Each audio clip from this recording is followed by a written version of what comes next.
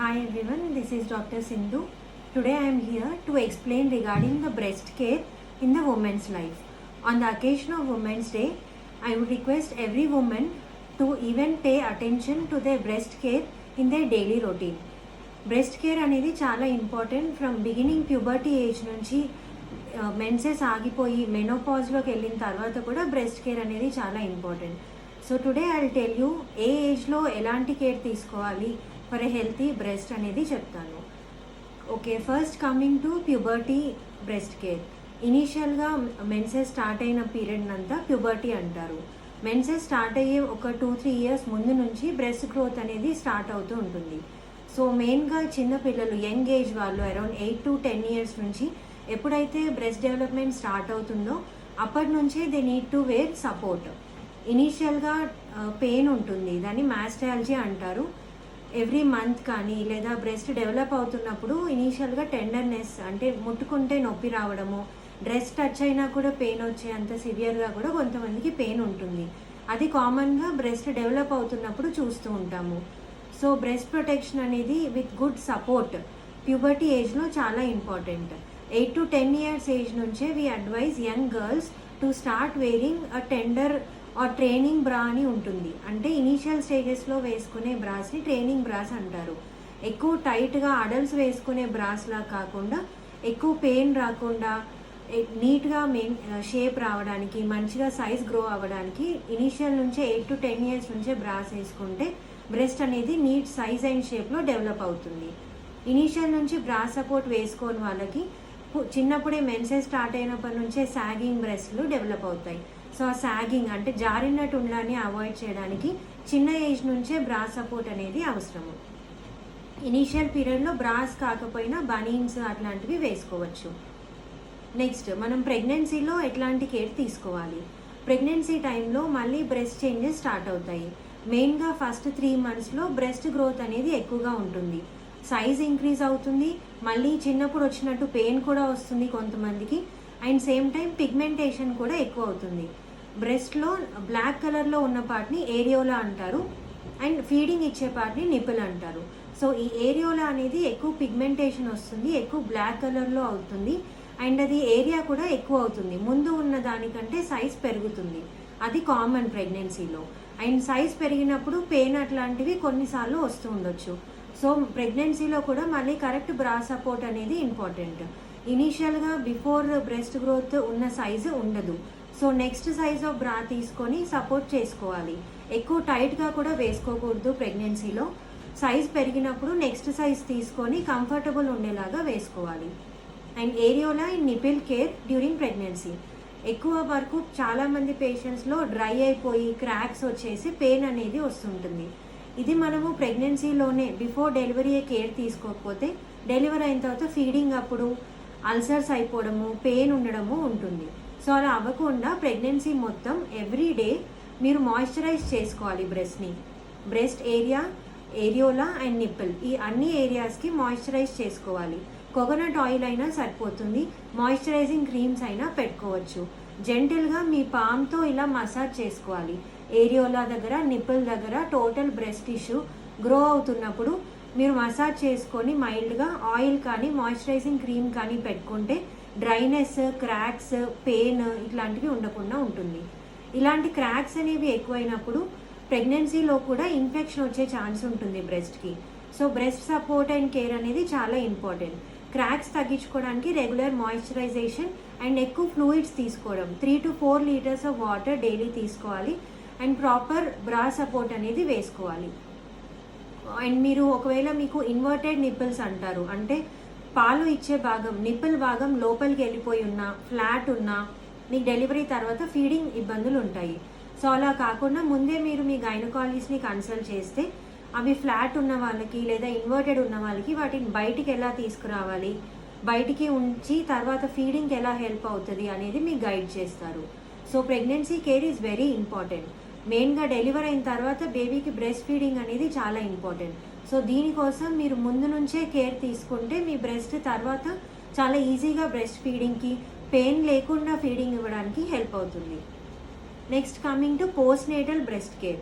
Delivery అయిన తర్వాత ఎలాంటి కేర్ తీసుకోవాలి. బ్రెస్ట్ ఫీడింగ్ అనేది మదర్ అండ్ బేబీ బాండింగ్కి చాలా హెల్ప్ చేస్తుంది. ద మోర్ యూ ఫీడ్, మీరు ఎంత మంచిగా ఎక్కువ నెలలు ఫీడింగ్ ఇస్తే బేబీకి మదర్కి బాండింగ్ అంత బాగుంటుంది. అండ్ మదర్స్ మిల్క్లో అన్ని బేబీకి కావాల్సిన విటమిన్స్, ప్రోటీన్స్, గ్రోత్కి, బ్రెయిన్ గ్రోత్కి, బాడీ గ్రోత్కి, తర్వాత ఫ్యూచర్లో ఎలాంటి డిసీజెస్, ఇన్ఫెక్షన్స్ రాకుండా హెల్ప్ చేస్తుంది. సో బ్రెస్ట్ ఫీడింగ్ అనేది every mother should give. And breast feeding టైంలో మీరు బ్రెస్ట్ పెయిన్తో సఫర్ అవ్వడం కానీ, నిపుల్ సోర్స్తో సఫర్ అవ్వడం కానీ ఇలాంటివి లేకుండా ఎలాంటి కేర్ తీసుకోవాలి అనేది నేను చెప్తాను. డెలివరీ అయిన తర్వాత కూడా ప్రాపర్ బ్రా సపోర్ట్ అనేది చాలా ఇంపార్టెంట్. ఒకవేళ బ్రా సపోర్ట్ సరిగా వేసుకోకపోతే బ్రెస్ట్ చాలా కిందికి జారిపోవడము, ఎక్కువ హెవీగా అవ్వడము, ఎంగార్జ్మెంట్ అంటారు, పాలు చాలా ఫుల్ అయిపోయి పెయిన్ రావడము ఉంటుంది. సో ప్రాపర్ బ్రా సపోర్ట్ అనేది చాలా ఇంపార్టెంట్. బ్రెస్ట్ ఫీడింగ్ అప్పుడు కూడా ఖచ్చితంగా బ్రా వేసుకోవాలి. చాలామంది పేషెంట్స్ బ్రా వేసుకోకుండా వదిలేస్తూ ఉంటారు నైటీస్ వేసుకొని. అలా వేసుకోవడం వల్ల బ్రెస్ట్ చాలా కిందికి సాగిపోతుంది. అలా చేయకుండా అట్లీస్ట్ కొంచెం లూజ్ సైజులో ఉన్న బ్రా కానీ లేదా బ్లౌజ్ కానీ కంపల్సరీ వేసుకోవాలి. ప్లెయిన్ నైటీస్ వేసుకొని ఉండకూడదు. దానివల్ల ఫ్యూచర్లో చాలా ప్రాబ్లమ్స్ వస్తున్నాయి. సో ప్రాపర్ సపోర్ట్తో పాటు మాయిశ్చరైజేషన్, మళ్ళీ క్రాక్డ్ నిపుల్స్, క్రాక్డ్ ఏరియోలా, మళ్ళీ దానికి ఇన్ఫెక్షన్ అవ్వడం, పుండు అవ్వడం ఇట్లాంటివన్నీ అవుతున్నాయి. సో డ్రై అవ్వకుండా మాయిశ్చరైజేషన్ చేసుకోవాలి. ఆయిల్తో అయినా, వెన్నతో అయినా, లేదా నిపుల్ క్రీమ్స్ దొరుకుతాయి. మీరు గైనకాలజిస్ట్ని కన్సల్ట్ అవుతే వాళ్ళు సజెస్ట్ చేస్తారు, అవి అప్లై చేసుకోవాలి. డ్రైనెస్ అవ్వకుండా, క్రాక్స్ రాకుండా, తర్వాత పుండులాగా మానకుండా హెల్ప్ చేస్తాయి. బ్రెస్ట్ ఫీడింగ్ అప్పుడు మెయిన్గా నొప్పి రాకూడదు, నిపుల్ మీద పుండు కాకూడదు అంటే ప్రాపర్ లాచ్మెంట్ అనేది ఇంపార్టెంట్. లాచ్మెంట్ అంటే బేబీ బ్రెస్ట్ని ఎలా పట్టుకుంటుంది, దాన్ని లాచ్మెంట్ అంటారు. ఇది బేబీ మౌత్, ఇది బ్రెస్ట్. నిపుల్ ఏరియాని ఇలా స్టార్టింగ్లో పట్టుకుంటే బేబీ ఇక్కడ పుండు అనేది వచ్చేస్తుంది. సో ఇక్కడ కాకుండా ఏరియోలా అనేది నల్ల భాగం ఉంటుంది కదా, అది మొత్తం నోట్లోకి వెళ్ళేలాగా పట్టుకోవాలి బేబీ. అలా మొత్తం పట్టుకుంటేనే మిల్క్ అనేది కరెక్ట్గా వస్తుంది అండ్ మీకు కూడా పుండు కాకుండా, నొప్పి కాకుండా ఉంటుంది. మెయిన్గా ఫస్ట్ డెలివరీ అయిన వాళ్ళలో నిపుల్ పెయిన్, నిపుల్ సోర్స్ అనేవి ఎక్కువగా చూస్తున్నాం. దానికి మెయిన్ రీజన్ ప్రాపర్ లాచ్మెంట్ లేకపోవడం. సో బేబీ చాలా లోపల వరకు పట్టుకోవాలి బ్రెస్ట్ని, అప్పుడే మీకు పుండు కాకుండా ఉంటుంది.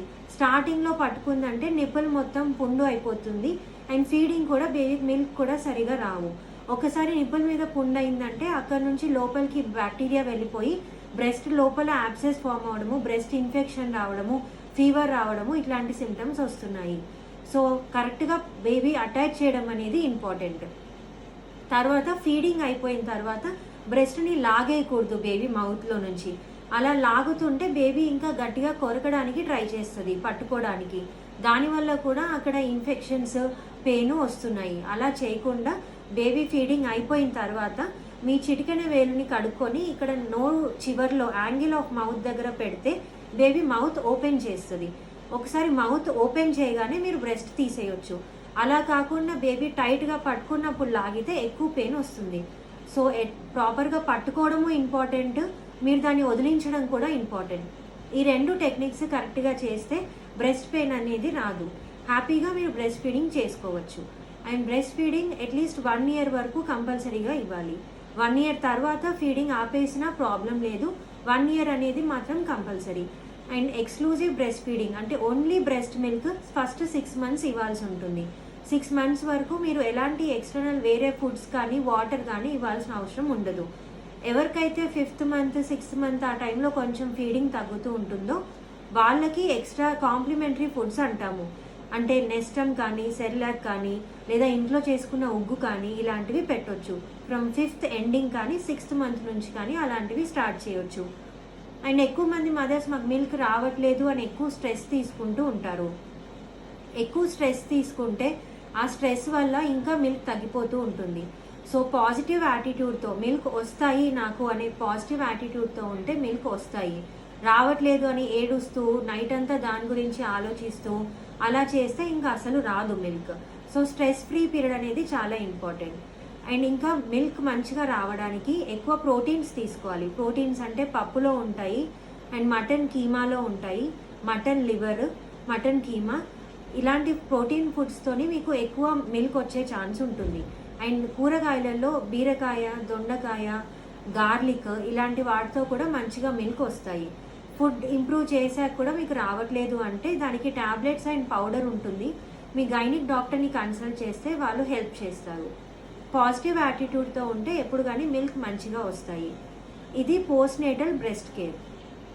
నెక్స్ట్ డెలివరీస్ అయిపోయిన తర్వాత, ఫీడింగ్ డెలివరీస్ అన్నీ అయిపోయిన తర్వాత నెక్స్ట్ తీసుకోవాల్సిన బ్రెస్ట్ కేర్ ఏంటి? మెయిన్గా బ్రెస్ట్ సెల్ఫ్ ఎగ్జామినేషన్ అని ఒకటి ఉంటుంది. అంటే మీ డాక్టర్కి వెళ్ళే కంటే ముందు మీరు మీ బ్రెస్ట్ని ఎగ్జామిన్ చేసుకోవడము. అది నిల్చోనైనా చేసుకోవచ్చు, పడుకోనైనా చేసుకోవచ్చు. దాంట్లో 2 పార్ట్స్ ఉంటాయి. ఒకటి చూడడము, ఇంకొకటి టచ్ చేసి పాల్పేట్ చేయడం, ఫీల్ చేయడము. ఫస్ట్ చూడడంలో బ్రెస్ట్కి సెల్ఫ్ ఎగ్జామినేషన్ అనేది ఎందుకు చేయాలంటే మీ నార్మల్ బ్రెస్ట్ ఎలా ఉంటుంది అనేది every women should know. Me normal breast ఎలా ఉందో మీకు తెలిస్తే అబ్నార్మల్ బ్రెస్ట్ అంటే దాంట్లో ఏమైనా గడ్డలు వచ్చినా, తర్వాత ఏమైనా ప్రాబ్లమ్స్ వచ్చినా ఫస్ట్ మీరే త్వరగా రికగ్నైజ్ చేయొచ్చు.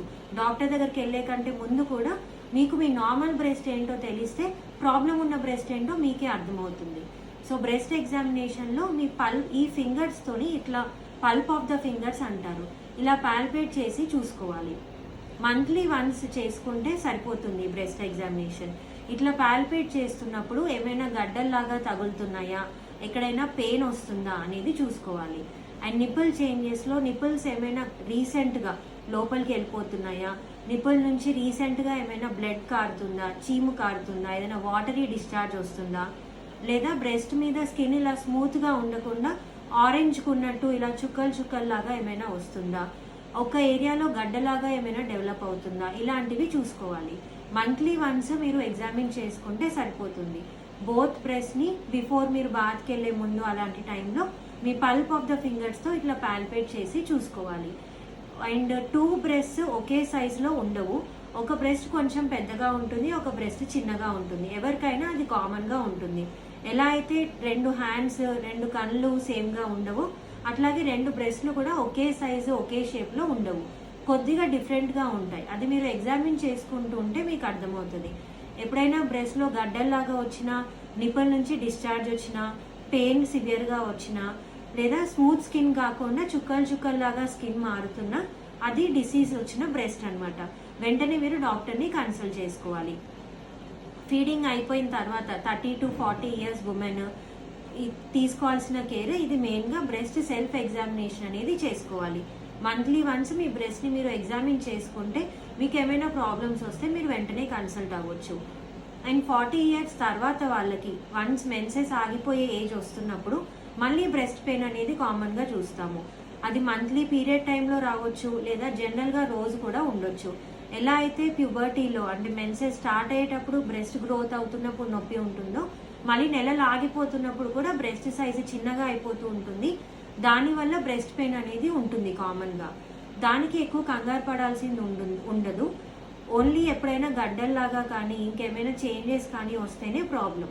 అలా కాకుండా సైజు తగ్గడము, కొంచెం పెయిన్ మైల్డ్గా ఉండడము, దానివల్ల ఎలాంటి ప్రాబ్లమ్స్ ఉండదు. సో మీ బ్రెస్ట్ సెల్ఫ్ ఎగ్జామినేషన్ అనేది చాలా ఇంపార్టెంట్. Thank you.